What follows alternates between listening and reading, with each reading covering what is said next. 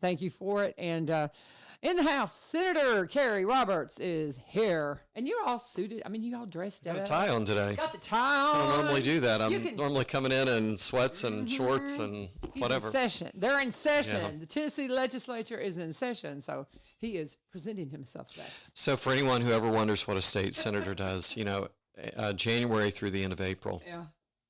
We're having sound come back to us from somewhere. Where's that coming from? Maybe my headphones. Or maybe those headphones. Yeah, they are. You want headphones? No, I don't, Okay. but they're really loud. Okay. Sorry. Squirrel.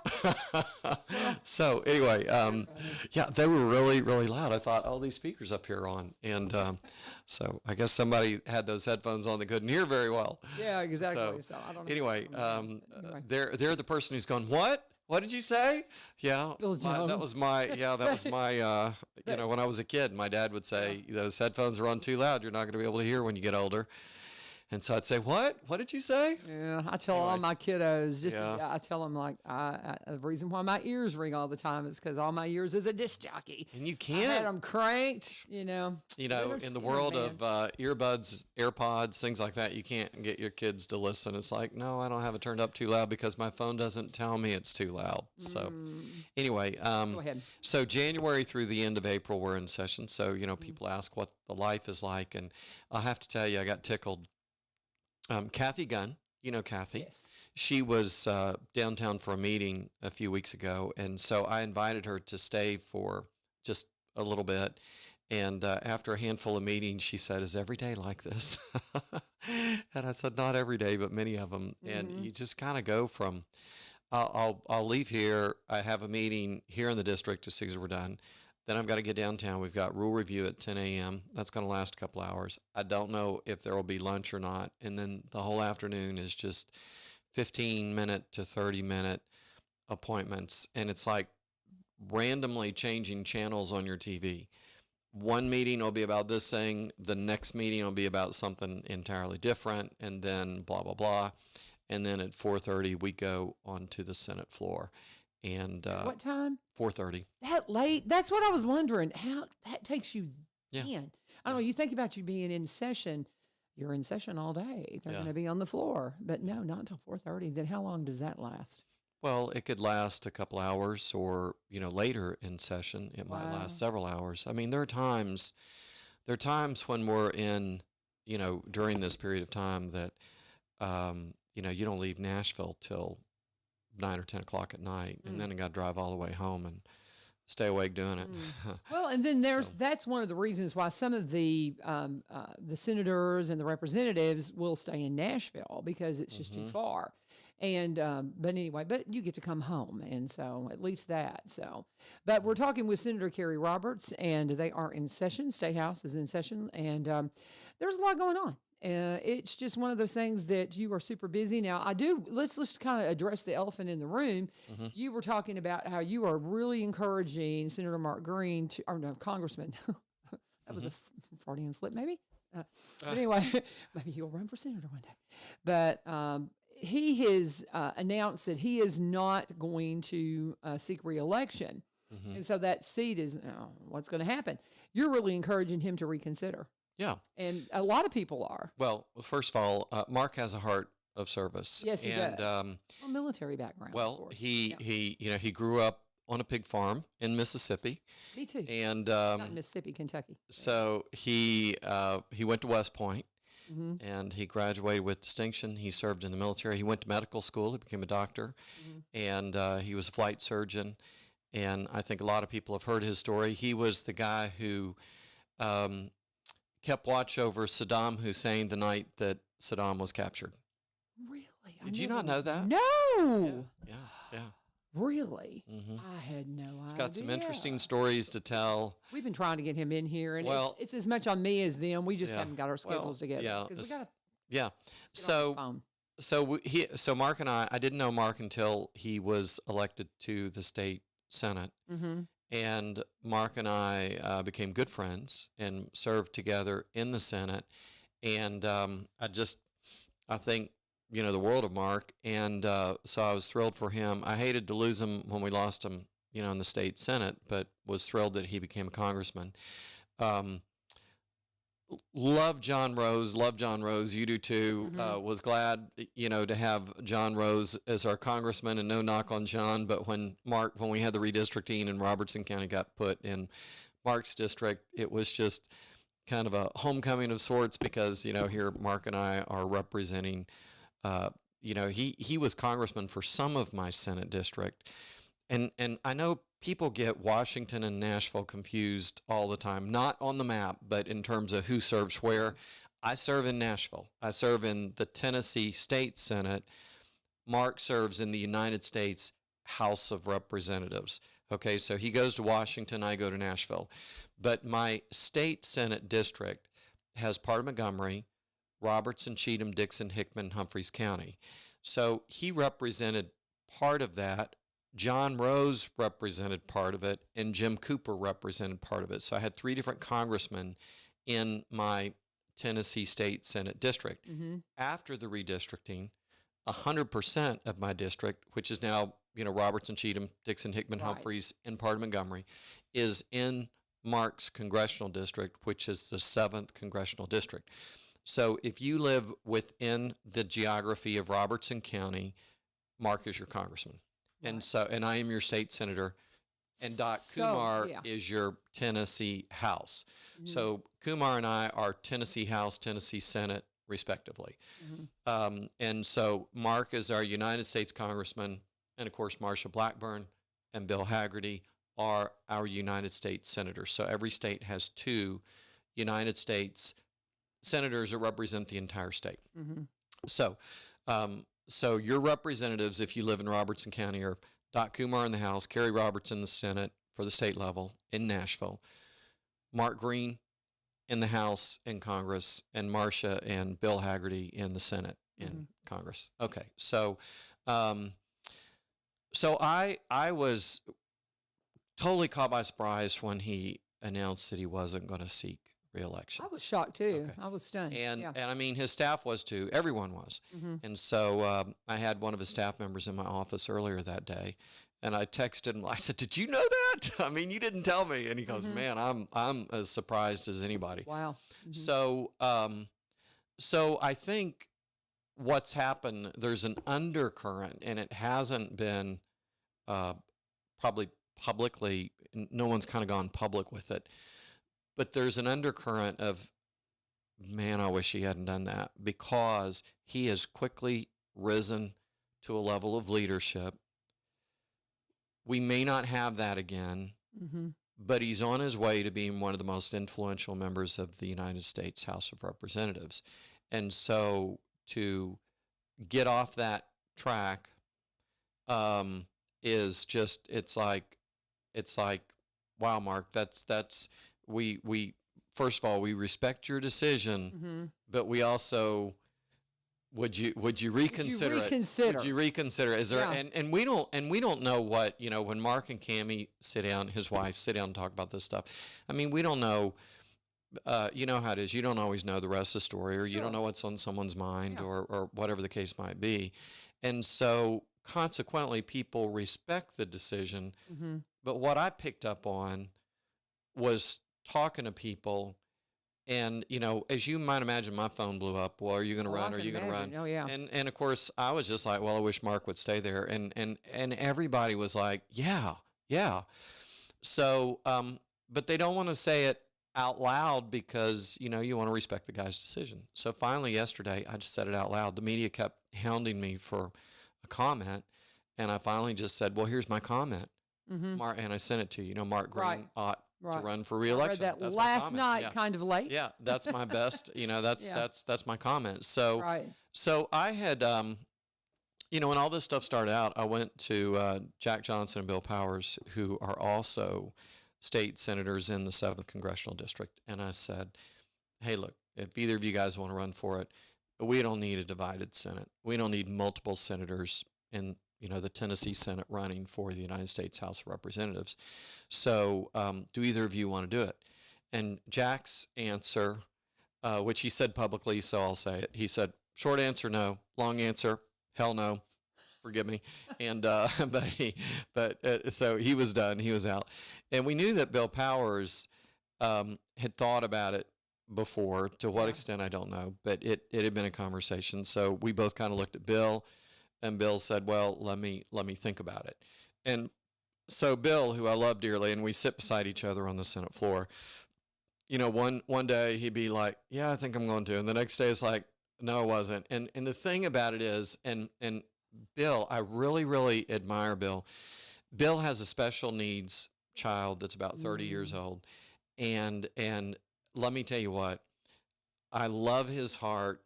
And at the end of the day, this is exactly how it unfolded. And I don't have permission to tell this, but I'm going to tell you, this says a lot about this man in a very, very positive way. So even without his permission, I'm going to say it anyway. So we're sitting there on the Senate floor, and I'm asking him questions about his son, and how does he travel, and can he travel, and I made the comment to Bill. I said, you know what, you're in a position. He's done well. Wyatt Johnson auto dealer in Clarksville that's Sears, and I said, you can afford a house in Washington, and they could all fly with you, and you have some advantages that other people don't have.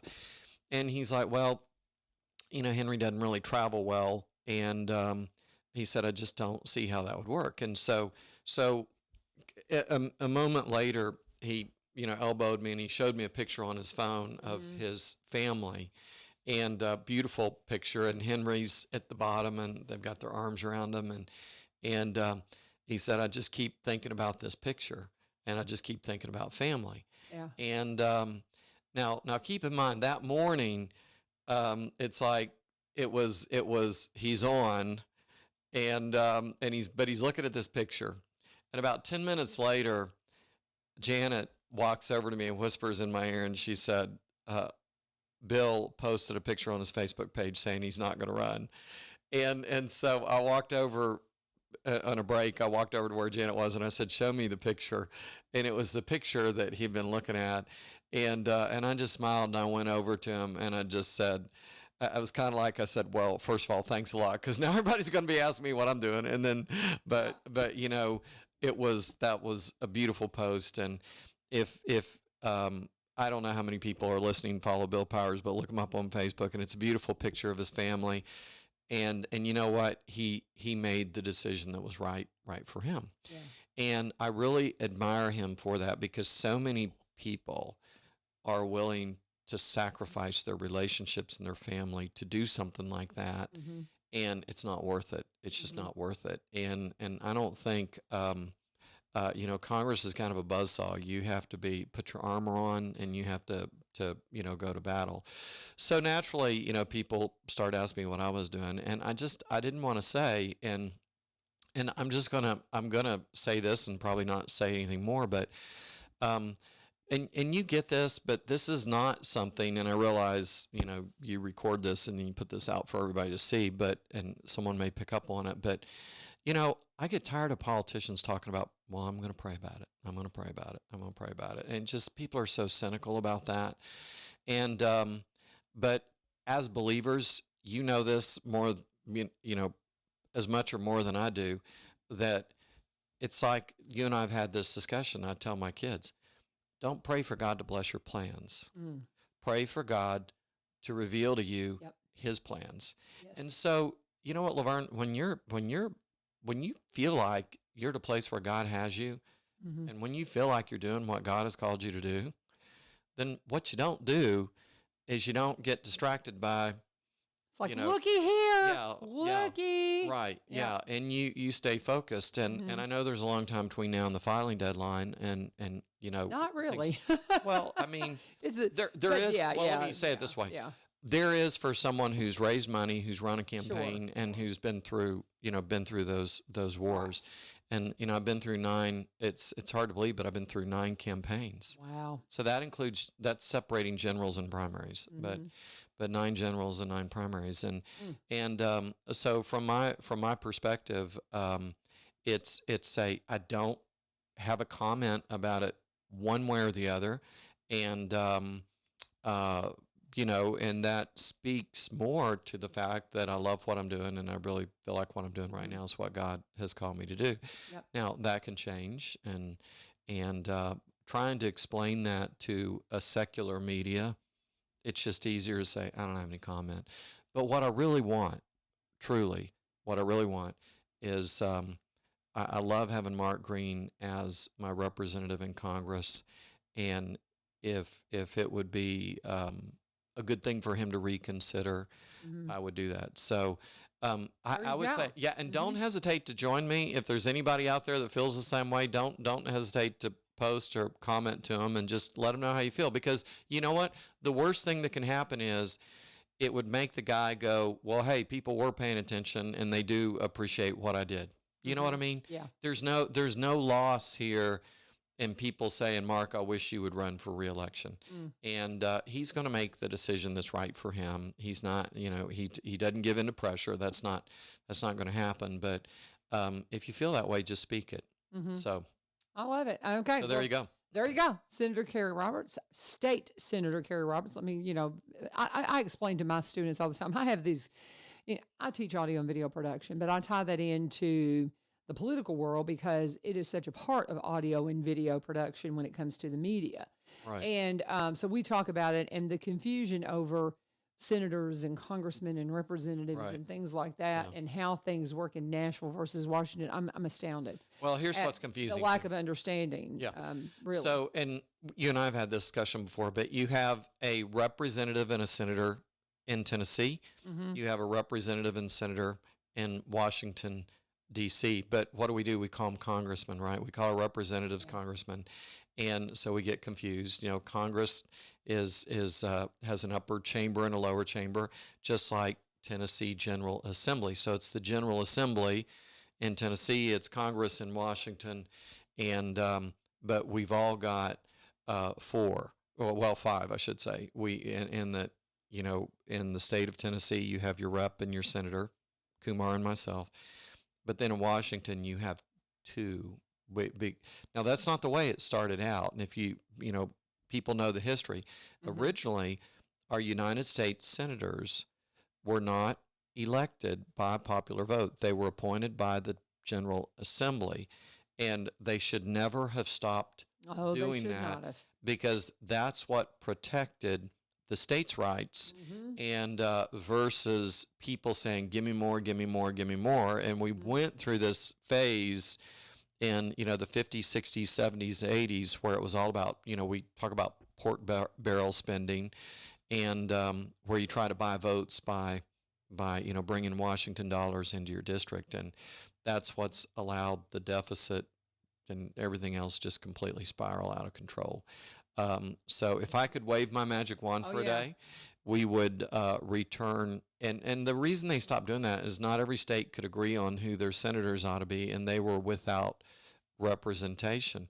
Well, that's on them. Yeah, exactly. That's on a them. state issue. Yeah. And so anyway. Yeah, for sure. And, when you talk about people encouraging Mark Green to stay in Congress, I just keep thinking back and you think about how effective he is right now. Now, I've talked about term limits and things like that. And honestly and truthfully, I've somewhat reconsidered that because I don't want you leaving. Well, and let me, the bureaucrats, because I get it. Yeah, now, and the long-time government employees take over. Yeah. When you have somebody coming in I'm in, so I started in 2011 and 12. Then I had to sit out for 2 years because of redistricting. So basically, I've been in office from 2014 to today. So I'm coming on 10 years. Right. And I got to tell you what, it takes that long just to be a step ahead of the state employees that have been there forever. Yeah. We have our version of the swamp too. It's not anything at all like Washington. But when you look at some of these chronic problems with, say, Department of Child Services, and I tell you what, there are constituents probably listening right now that have had complaints about DCS. Maybe not in their immediate family, but maybe extended family, and they know that. Or we've seen some of the TDOT cause quite a stir recently when they released their new 10-year plan, and people were going, hey, wait, what about this project? I'll give you for instance, when you travel 49 between Pleasant View and Ashland City, they took all these houses, so you had these abandoned houses where they were going to widen the road, and then they didn't do it. Mm-hmm. And if you had lived in one of those houses, if you were 80 years old and you wanted to live there till the day you died, how would you feel that they came along and took your house? Same thing happened back where I'm from, because Terrible. they took land. They destroyed our farming community for an industrial park that never happened. Now they're talking about coming in and putting solar panels on it. So yeah. I can speak big to it because it happened back home. So Emma, right across from our farm. So the heavy hand of government, does these things, and then, come to find out that basically this is Kerry's version of it. This is Kerry's version, not TDOT's version. But what they did was they started a lot of projects in a lot of different legislative districts to keep legislators happy that they didn't have the money to finish. So all across Tennessee, we've got projects that were started to just appease some legislator probably, and then it wasn't completed. So they finally got real, and Butch Ely, who you may know, who's a friend of mine, he's in charge of TDOT now, and he finally just came out and said, okay, I'm in charge now. We're not going to do that anymore, and here's what we can do, and here's what we can't do, and I'll take the hit. But from this day forward, we're gonna be honest in our assessments, and we're not going to start things that we can't finish. And he's taking a big hit, because a lot of our county mayors are saying, hey, what about us? Our project's not on the list. And he's having to go say, well, I'm sorry. Yeah. That should never have happened in the first place, and it did, and I can't change it, but here's what we're going to do moving forward. Right. And so, having legislators who've been around for a while helps stuff like that, from happening. And when you have somebody coming to, the average tenure of a state legislator in Tennessee is only like 6 or 7 years. And, and they come in, new ones come in, they don't know what to do. So what do? They ask the state employee that's worked there for 15 years, what do I do? Yeah. And they tell them. And that's what happens. Yeah, that's what happens. But when we were talking about, encouraging Congressman Mark Green to stay in office, I immediately go and at the point, because he's just now getting to that influential position, and I think back on Bill Frist and how he went in with the commitment of saying, I'm only going to be there for 10 years. I think he was there for 12. And then when he stepped down, we were like, oh, can you imagine what he could have done? I was a big fan of Bill Frist. And I just, to this day, I think, man, I wish he'd have stayed, honestly, because he was very effective. And I don't know. We got Mitch McConnell as the Senator Majority Leader right after him. Well, you know what? It's a two-edged sword. And, I would love for Mitch Bill needs to retire. You know what? I'm sorry. I'm from Kentucky. We are not fans of Mitch McConnell. Yeah. Not at all. Anyway, State Senator Kerry Roberts is in the house. If you have questions for him, please, you can post those to comments, and we will share those with him. And with all that said, let's go ahead and take a break. We're going to talk about Barry and Rebecca Richards. They're with Exit Prime Realty. What happened to the name? We've been talking about the Garden Gate team forever.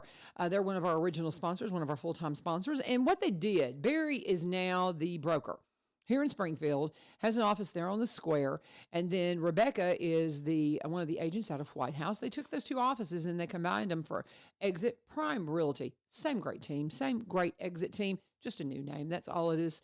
And same great things that we've talked about forever. They're community. They work in the community. They're Cross-Plainians. They've been there 28 plus years. They're one of the big sponsors of the Kilgore Station Bluegrass Festival. Save the date, May 17th and 18th. I'm going to be there. Cannot wait.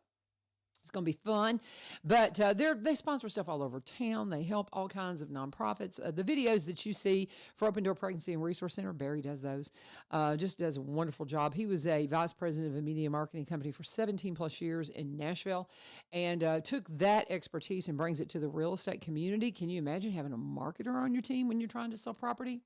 It's a big plus. So if you want to reach out to them and find out more, they specialize in Robertson County properties, but also buy and sell in the surrounding counties and across the state line in Kentucky. Yes. And you can connect with them at sellwithbecky.com, sellwithbecky.com, or by BUYRobertsonCounty.com, or you can just give Rebecca a call, 615-504-7425, 615-504-7425. And as we always say, please let them know that U-Turn sent you so that they know that their ad dollars are working. And as we continue on with Senator Kerry Roberts, he is in the house with us this morning. I'm so thankful for you doing this. Thank you, Janet, for getting you here. We know who's the first Janet.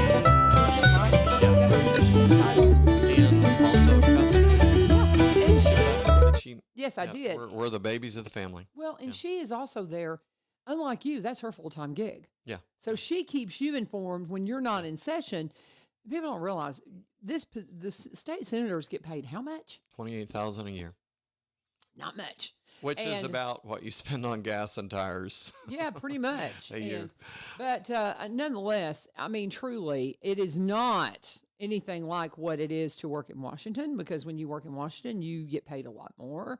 I'm wanting to say, what is there? It's 100 right now. It's 174,000 because they've foregone their pay raise. It should be, I think it's supposed to be like 212 or 220 or something Right. like that. But lately, because they've done such a lousy job of managing things, they've opted not Bless to take their their hearts. pay raise. Now, the flip side of it is They have a you get budget. the Eric Swalwells of the world who are buying Super Bowl tickets and things like that through their expense and campaign accounts. So they have a multi-million-dollar expense account and then campaign funds, Mm-hmm. and when you got Swalwell and people like that buying $50,000 for Super Bowl It tickets, just makes me want to be sick. throw up. Yeah. Yeah. I mean, Well, especially for those of us who struggle to pay our taxes. hey, if You you're know, if you're a It Democrat, just infuriates me. let me just tell you, I've tried not to be real partisan about Mm-hmm. stuff, but if you're a Democrat, not that Republicans don't abuse this, but if you look at some of the more egregious things Mm-hmm. in Washington on campaign finance, look at Eric Swalwell and look at Adam Schiff. Mm-hmm. Look at the two of them and demand some accountability from your own party on that. But $50,000 to go to the Super Bowl, Yep. I mean, that's crazy. Come Yep. on. That's just it. And we talk a lot about the IRS and things in here because we promote the VITA program through United Way has the tax preparedness program. We're working on getting Lewis Walling in here. I apologize, Mr. Walling. I haven't called you to get you on the schedule because I've messaged him to get him in here because he runs that program and it's a free tax program. And I Yeah. say, do not be intimidated by the IRS. Everything I've ever had to deal with the IRS, they have been so kind to me and so good to me. Never, I'm true. I'm just saying it. And I've had to deal with a lot of it because we ran a business for 20 years. Yeah. That we shut down because of my husband's illness. And so we owed him some money and we had to make payments and things like that. And then I had a situation where if you work for the school system, unless you check a certain box, they're not pulling enough out of your check. And that happened to Mark and I, so we owe money again. And so I'm having to deal with the IRS again. And Did you have to be on hold for a while? Huh? Do you have to be on hold for a Yeah, while whenever you call? a minute. It's a down, more than like an hour. Yeah. Like It was day. honestly and truthfully, it was multiple hours that I was on hold. That I got on hold when it was so funny. That's 'cause what irritates me is, Yeah, and I was on hold not only from the moment I left the studio, but through my open period that I have I forget my prep block period, period. Yeah, do they not have a callback feature? they do they do and I that? finally had to do that because Yeah. the kids came in, Yeah. and it was probably my lunchtime when I finished it up. Yeah. And but it took me all morning. But once I got in touch with somebody, they were kind, they were wonderful, and we work and we're working it I don't all have any out. It'll complaint be about fine. that. It's just getting a hold of somebody takes forever. But I guess my point, my overall point is when I hear about that, and I know that I've got to work something out. It just makes me want to just be sick because it's a struggle for people. I mean, we'll get caught up. It'll be fine. But I think about how hard I work for every dollar that I have in my pocket, and then for you to do that. And you're up there and you're not representing me, but you're representing right, another yeah. part of this country. It's the same thing that happened when I felt like there was so much fraud in the last election. And I know here in Tennessee, we did a good job of in our elections. And then I look at the other states that aren't doing it and I just get enraged. That is why I had to turn it off. Well, I here's the had to thing. just This turn is it off because it just okay. made me so angry. This is what a lot of people don't think through for a moment here. I'm going to make a sweeping generalization, which is I'm not intending it to be 100% true, but this is the gist of it. You have 5 counties in 5 states that basically tilt the election one way or the other. Okay, and these are all counties, metropolitan areas like Atlanta, Philadelphia, Madison, Wisconsin, places like that, where fraud has been rampant throughout the years, and everybody knows it. But in the past, like Philadelphia, the fraud has been Democrat against Democrat. who's going to win the primary, who's going to be the party boss, that kind of thing. And that's gone on for years, and there have been lawsuits over the years and things like that. So that corruption was well established. It spilled over under COVID protocols, and people who keep saying there's no evidence of cheating, they need to understand the problem isn't the lack of evidence of cheating. There's plenty of it. The problem has been getting a court to take it on. And you just got to think about the fact that courts are very, very reluctant to get involved with an election. That's a legislative matter. It's done according to legislative rules. And because of our separation of powers, most of these courts said, either in so many words, they said it's none of our business. Now, the way a court says that is they say, well, you don't have standing, or it's a moot point, or we can't undo it. We don't have the power to call a new election or anything like that. So what happened during that election is under COVID protocols, these 5 states suspended the rules that the legislature created for elections and allowed, mail-in voting where they didn't allow it before, or drop boxes where they didn't allow it before, or whatever. And so if you add up literally the handful of votes that made the difference in the election, you'd be stunned. But is there fraud in elections from coast to coast? No. Is there fraud in the majority of the states? Not at all. Mm-mm. Even in the states where there is fraud, is there fraud throughout most of the state? No. It's kind of like, think Tennessee. I think we do a pretty good job in Tennessee. But if we have fraud, you know where it would be? It'd be in Nashville, and it'd be in Memphis. Yeah. I mean, that's where it would be. And that's the way it was. It was Atlanta and, and Philadelphia and the thing Detroit. And Detroit. But the thing about it is, the election was so close that when you had, the cheating in those areas, it tilted the entire election. Mm-hmm. So the question is, what's going to change in 2024? That's the big question. Well, first of all, there were a lot of court cases not related to voter fraud, but related to the suspension of rules. Legislation was passed about voter ID. There were a lot of things that changed from 4 years ago to today that probably mean that type of fraud is not going to happen again. Now, I want everybody to understand my real job, besides being a state senator, is I teach continuing education to CPAs, and one of the things that I teach is fraud. And I'm telling you that anyone that's got a background in fraud, we talk about the flags of fraud, the signs of fraud. It's all over the place. And shame on Donald Trump's legal team that they were not better prepared for this, and they didn't handle it better, because a lot of people saw this coming under the COVID protocols, but they just, you know what? I mean, honestly, let's just say it as it is. Donald Trump and the Republican Party thought the margin of victory would be so great that it would overcome any of the fraudulent activity. Yep. There is fraud in every election in America to some extent, but generally speaking, it's small enough that it doesn't change an outcome. Now, it'll change an outcome in the city of Philadelphia for a city alderman who gets 185 votes instead of the 192 that they needed. Right. Okay? Right. That's generally where it is. It's not, related to a presidential election or something like that. So for these people to just continue to put their head in sand and say that nothing, there's nothing to see here, just move along. That's not intellectually honest. Okay.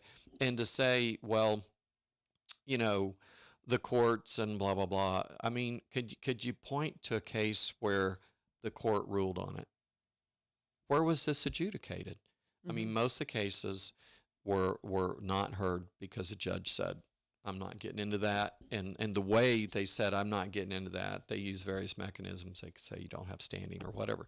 I also serve on the Judiciary Committee. So I'd like to think that if anyone's listening right now and has a little bit of skepticism, I do know just, a little bit about this. And so now, was it enough to tilt the election? Well, I think so, but I can't prove it. And don't hate me because I think something.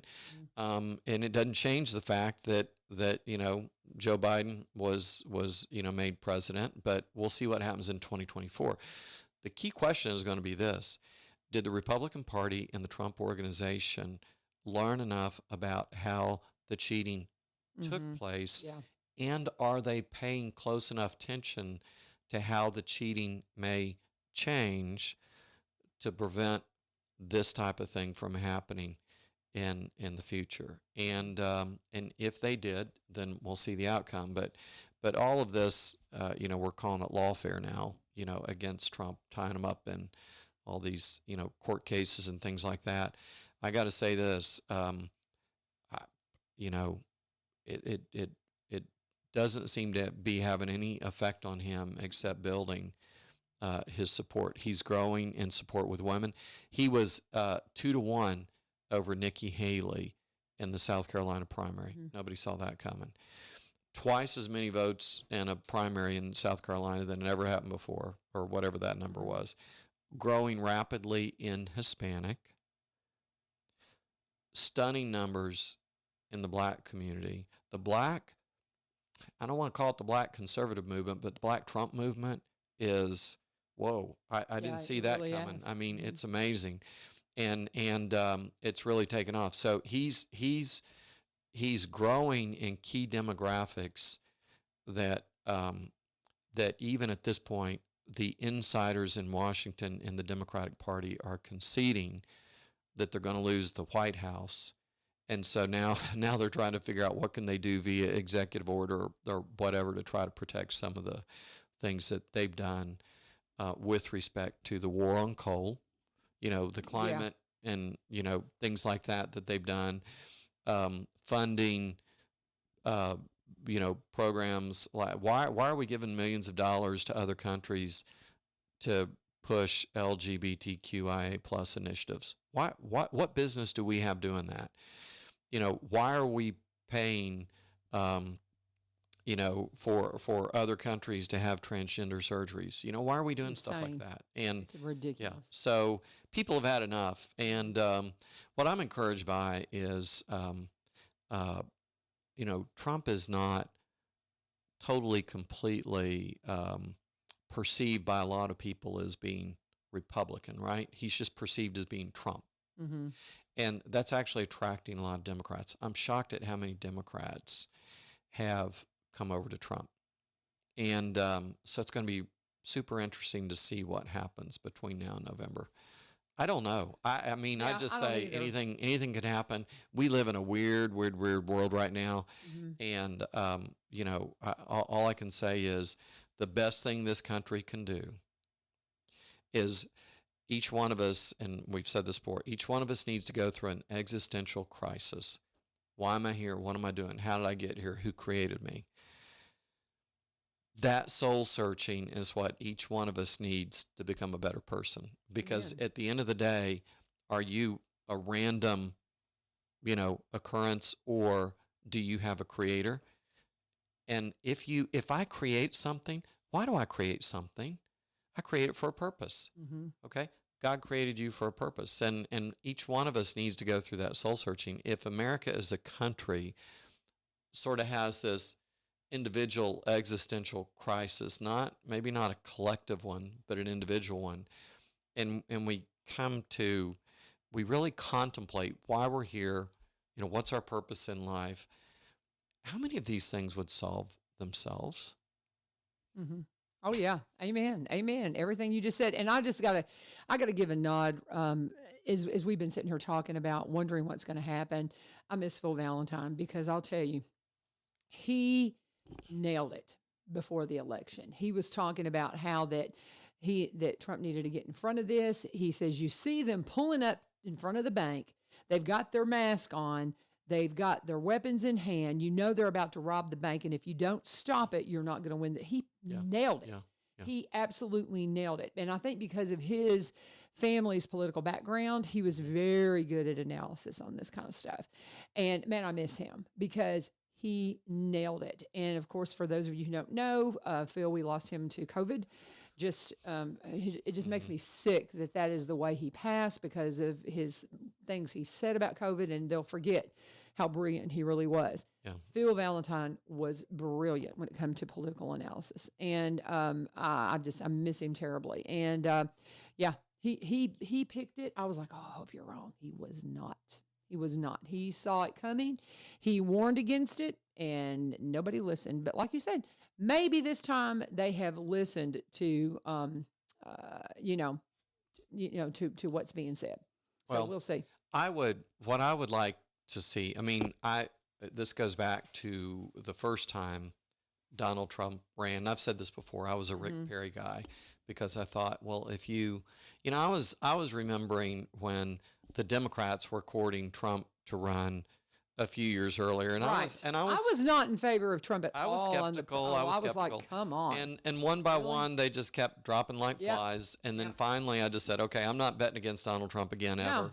And, when he won the nomination, I got on board. And like a lot of people, there'd be times, it was just a roller coaster of emotions because he'd do something good. Yes. And then it's like, oh, why did you send that tweet? It's like, And get off Twitter, man. It was like this roller coaster Yes. of emotions. But you know what? I told somebody last night, and I really believe this. There were so many things about his 4 years that were good, but there were also so many things that were bad because he was not well, and it wasn't the Democrats. He wasn't well served by people on his own team. I agree. And he had people, stab him in the back. He had Yep. people working for him who didn't get him, and then they held it against him. And that's not right. When you go to work for a guy like that, you need to know the way it is, and you need to accept the way it is, and you need to figure out how to make it work. But what you don't do is you don't get mad and quit and then blame him. Yeah. We all know who he is, right? And so he is. There's obviously a lot of brilliance to him. There's a lot of method to his madness, so to speak. And but he wasn't well served by some of the people that he selected because you can't go it alone. You got to have a team. And so the idea of you don't get to be CEO when you're the president, right? So what works for you in the business community, there's just a lot of collaboration that you need. Of course, the country is a far more complex enterprise to run than any corporation. So having this 4-year break, assuming that he prevails in November, they've already spent a lot of time thinking about, okay, who's going to be on our team? Who is going to align with our agenda, our values, things like that. Heritage Foundation, they put a lot of time into, there's so many federal appointments that you have to make. And they've been working on building that bench of people who could be appointed. And so I think, of course, the Democrats say, oh, he's just going to, go on a revenge tour. And I'm just sitting here thinking, wait, what do you call the past couple of years? Yeah, that's the truth. Aren't we a third world country now where you prosecute your political enemies? I mean, if you're worried about Donald Trump, then how come you're not speaking out against, the Biden administration right now, who is doing it? Not rumored that they're going to do it, but they actually are doing it. This is what gets me is how little people pay attention to the things that they don't want to pay attention to. But you've got 2 classified document cases, right? One in Joe Biden's garage and one at Mar-a-Lago in a bathroom, okay? So the Department of Justice is hell-bent on sending Donald Trump to jail because there were quote-unquote classified documents in his bathroom at Mar-a-Lago, stored in a bathroom that wasn't being used. And you've all seen the photos, okay? But he was president, and the argument for people who defend him say he had the right to do that because a president can declassify whatever he wants. Okay, whether that's right or wrong, let other people argue about. Okay, Joe Biden took documents when he was vice president that he did not have a right to take, that he did not have a right to declassify, doesn't deny that they're there. Department of Justice doesn't deny that they're there. And the Department of Justice, in case you missed it about 2 or 3 weeks ago, said, the reason we chose not to pursue this case is because he's an old man with a bad memory and we didn't think it would play in front of a jury. Okay, you're looking surprised. Did you not read this? Did No, you not hear this? I'm not being surprised. Okay, you're rolling your eyes. I'm Okay, being got it. that Okay, was a yeah. sarcastic Okay, look. so, because what he said, I completely Yes. agree with. And so Biden's team just went into outer orbit over the Department of Justice. Like, how dare you say that he's an old man who's forgetful? But they basically said there's a more egregious case against him. I mean, if you ask any independent legal scholar who knows the facts, or investigator, there's a more egregious case against him than there is against Donald Trump. And the Department of Justice says, nah, he's too old. He's the doddering old fool, and he can't remember things. And we're not going to put him in front of a jury because we won't get a conviction. They'll just feel sorry for him. So they're going after Donald Trump. Now, you tell me, is justice in America blind? Oh yeah. And you know, no. it's red versus blue here is real clear. And you know what? That's just one case of many. It's like all of these like constituents of mine got their door knocked down and get a federal prison sentence because they were praying outside an abortion clinic. And then all these Antifa people who toppled statues, burned property, stuff like that, we're not going to prosecute them. And it's just amazing, amazing the double standard here. Yeah. It's like, I'm just telling you, if the feds come and arrest you, make sure that you have some good Joe Biden memorabilia stashed in your house and throw on your donkey T-shirt so you can say, hey, dude, I'm a Democrat. And maybe they'll just question you and let you go. I mean, it's just ridiculous what's going on right now. So I'm sorry, I didn't mean to. No, I mean, I'm in agreement with you, and it's been a double standard. We've seen it for very, very, very long. This is why we need Mark Green in Congress. We need someone who can fight back against this stuff. And you know, he impeached Mayorkas, who has completely abandoned our border, and he led the impeachment against that. When have you had a cabinet member impeached? But you know what? It was a dereliction of duty beyond belief. Yeah. And if the media had one scintilla of fairness in them, they would have agreed with it. Because you know what? Here's the thing. Here's who's not coming across our border right now. Okay, some mom, dad, and kids who just want a fresh start, and they're trying to escape the drug cartels. Who's coming across our border right now are, you know, people released from prison, people released from mental illness. All these countries are sending us the people they don't want. Democrats, liberals, wake up. You are being played. You're being used. We've got millions of people, hundreds of thousands of people, but now it's totaled millions who've come across our border, and we are long past that migrant worker who just wants to pick fruit in California, you know, and you know, provide for his family and doesn't want to see his little daughter get raped by drug runners. Right. That's not what's going on now. They're emptying their jails, their asylums. Chinese nationals that are coming across the border. Why, if you're a Chinese national, why are you coming across the border in Texas? Because it's open. if you're Iranian, why are you coming across the border? What? Okay, the number of terrorists. If you look at the known terrorists that we've captured coming across the border, it's just a drop in the bucket.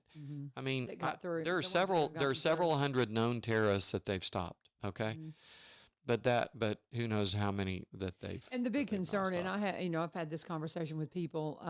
I'm having seen what happened in Israel and the way that they pulled that together. If you think that's not possible here, you're blind. And you know, I think Tennessee is a little more protected against it than others because we do have so much respect for our right to defend ourselves. You know. Let me ask you a question. Yeah. Do you lock your house at night? Oh yeah. Okay. And I have big dogs. To my dear Democrat friends, do you lock your house at night? Yep. Do you lock your car? Yep. Okay. How many of you have a fence at your property or a gate? Okay. Just stop. Just stop. Yeah. It is okay. It is okay for a country to protect its borders. Every country does it, except apparently America on the southern border. And the problem is you've gotten into making this political where, you know, the Republicans say tomatoes, so you say tomato. America needs to get unstuck from stupid sometimes Mm-hmm. and stop making some of these issues political. And it's just like now, the new buzzword is what is it? Christian nationalism. Is that right? Or Yeah. Christian nationalism, Mhm. where they're mocking people who are Christians who love our country. I know. Okay, so we're supposed to live here and hate it? Is that what we're supposed to do? We're supposed to be good stewards of what we've been entrusted to, and go reread the 5,000-year leap. Why And can't the freedoms okay. that have been brought to the world because this country was developed. Is it perfect? No, it's not perfect. And there are some things that break my heart when I look at some of the things that our country did in the beginning, and some of the journeys that we've had, absolutely. But you look at the world without the United States and you tell me what you think. Well, here, Period. I mean, first of all, tell me where you're going to move that has it right. Yeah. Okay. Who did it right? Who did it right? Mhm. Where are you going to move? And somebody stood up on the Senate floor a couple of weeks ago and we're talking about indigenous people who really own America. Okay. What an ignorant view of history. Don't they realize that those Native American tribes Yeah. were slaughtering each other over hunting grounds and property rights? So which indigenous group of people are we going to give America to? Mhm. And I don't know. It's just I'm tired of just all this division and my goodness, the biggest industry right now in the world of academia is teaching everybody to hate each other with all this. It's heartbreaking. It's Ibram Kendi, ex-Kendi, saying the only way you can fight racism is to be a racist, and I'm so sick and tired of all this stuff, and it's all politics, it's all divisive, it's all you all think this, so we're going to think that, and it's like, where is reason gone? Where's common sense gone? Could we not look at somebody who has an R beside their name or a D beside their name and say, oh, you know what? That makes sense. So yeah, we can agree to that. But that's just where we are. And I got to do a break here, but a couple of things.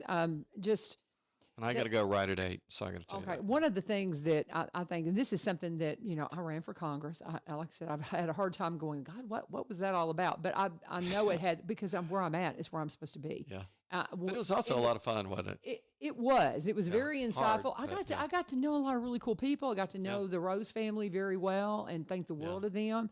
I got to know Bill Lee, really well, because we were on the campaign trail together, and it was fun. I respected that, but nonetheless, there was one thing that I wish I really could have gone to Washington just to bang the drum over, because a lot of the things, because I spent a lot of time in Mexico, I've got a lot of Mexican friends, I've got a lot of dear friends from Egypt, I've got a lot of immigrant friends. My husband's family immigrated from Bohemia. His great-grandfather was an indentured slave. Wow. They came into Ellis Island in the 1920s. His history is just amazing. We have no idea what the real family name is, because his great-grandfather was a slave. So That's I amazing. get it. I get it. I get the immigration thing, U-turn. but It's not too late for you to run for Congress. No. The filing deadline isn't I'm until not April. running. No, that's 5th, not I what think. God's not making me anymore, and I'm thankful for that, because I'm where I'm supposed to be. But here's the thing: the immigration issue. They're like, well, what do we do about everybody here? Everybody that's here, if they were brought in as a child, Right. let them. They have to pass citizenship. You've got to still pass a citizenship test, just like my Egyptian friends. I've helped so many of them study for the citizenship test.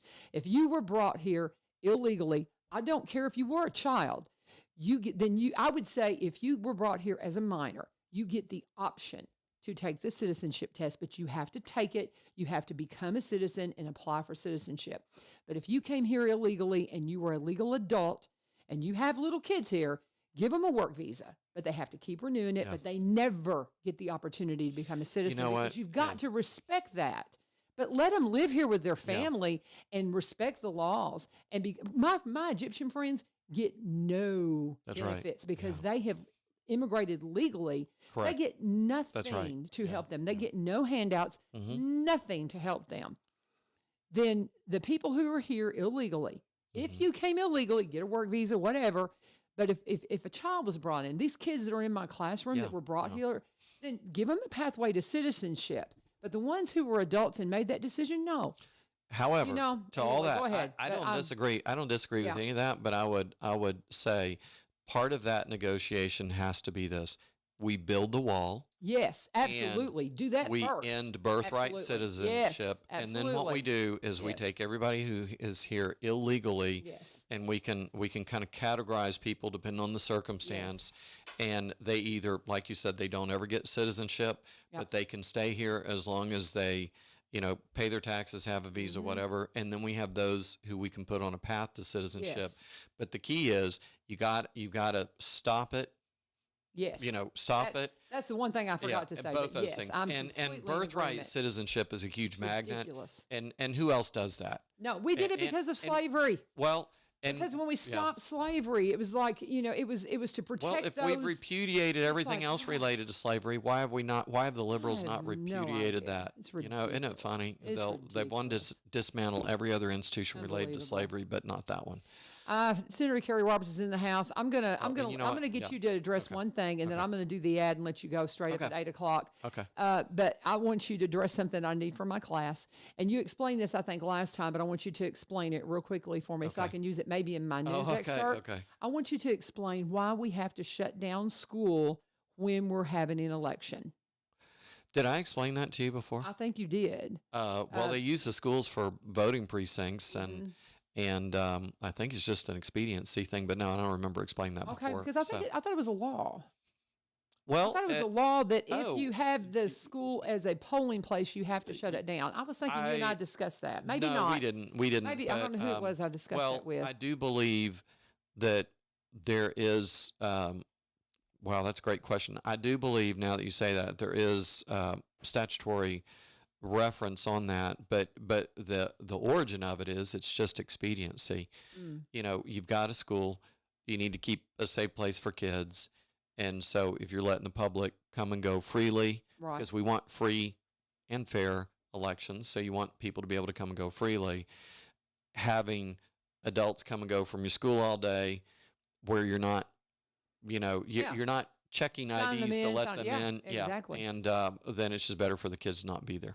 Okay, makes sense. Anything else you And the want to kids say? are pretty happy about it too. Oh yeah, are you kidding me? Robertson County, we've got a professional development day for teachers on Monday, and then the kids are out because of the election on Tuesday. We all are, so they got a 4-day weekend coming up. Well, don't forget to vote on Tuesday. Yes, and a lot of let me stuff going on. and folks, let me just Local say, elections, too. local elections Primaries. on Tuesday. We're going to have the Republican primary. So you've got school board and some other things, and take a moment. You can go to Robertson County's website. If you just Google it, you should be able to see a sample ballot. Usually there is one. I haven't looked, but I hope there's one. And you can look and see who's up for election. But it's important to vote in that election. And we do want to point out that on March 5th, there is a Republican primary. There's not a Democrat primary, right? No, They don't. The Democrat. If you Party declare, that's doesn't one thing. do- If you declare Democrat, you're going to get to vote for Biden. That's it. And then, so if you have to. That's my understanding. And that's the only thing on They'll the ask Democrat you. ballot. Yeah, they're going to ask you: are you voting in the Republican primary, or are you voting Democrat? And you'll get your ballot will be set up accordingly. So obviously, if you're voting for your local stuff, and then also your presidential preference, and you're voting for electors and things like that. And it's always kind of just look at it before you go into the voting booth. So please vote and make an educated vote. Don't do eeny, meeny, miny, mo. That doesn't, for these candidates that work really, really hard and, spend a lot of their own time and money to do this, do a little bit of work first. But don't do this. Don't say, oh, it's too complicated, I'm not going to vote. Please get out and vote, but do it educated. Listen, all of us that complain about the way government operates, and then we don't vote. I know. I mean, I always vote. We're going to have out of 70,000 people in this county. If we have over 10,000 people vote, I'd be shocked. I know. Please get out and vote. So please get out and Lee vote. Marie is chiming in that the last time to early vote is tomorrow. You can vote early tomorrow, and that's the last day to vote. And I got to share Paul Rainey's thoughts. He said he wasn't an old man when he took the documents. He wasn't what? He wasn't an old man when he took the documents. Oh, that's true. That's exactly Thank you, true. Paul, for that. That's very good. And it is 8:01. You need to go. I got to run, but thank you so much. Thank you, for Senator having Kerry me. Roberts, for And coming that's in. Tuesday a week, not tomorrow. That's Tuesday a week. That's the election.